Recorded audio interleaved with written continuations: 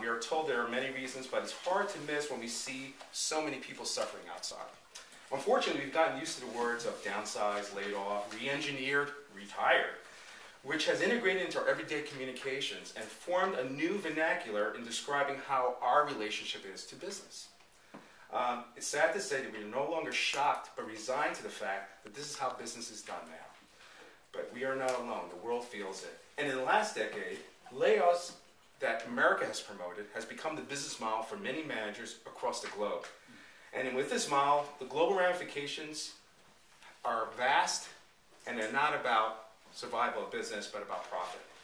So according to a recent article in Newsweek, companies have always cut back on workers during economic downturns, but over the last 2 decades, layoffs have become an increasingly common part of corporate life in good times as well as bad.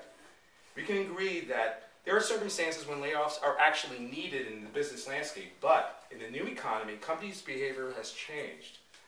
Even in Wilmington, the majority of layoffs that have taken place during the Great Recession at banks, financial service institutions, retailers, technology companies, and many others aren't the result of a broken business model.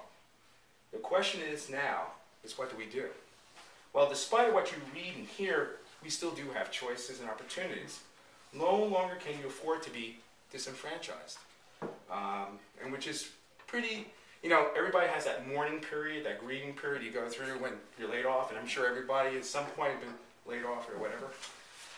We are now responsible for the way businesses run. We are now redefining the way business can work. We are now have the opportunity to change things like never before. The question is then, what do you want to do now?